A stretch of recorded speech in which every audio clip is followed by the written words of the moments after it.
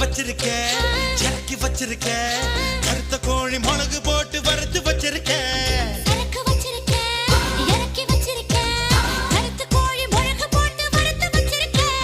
கோழி ருசியா இருந்தா கோழிய திம்ப குமரி ருசியா இருந்தா குமரிய திம்ப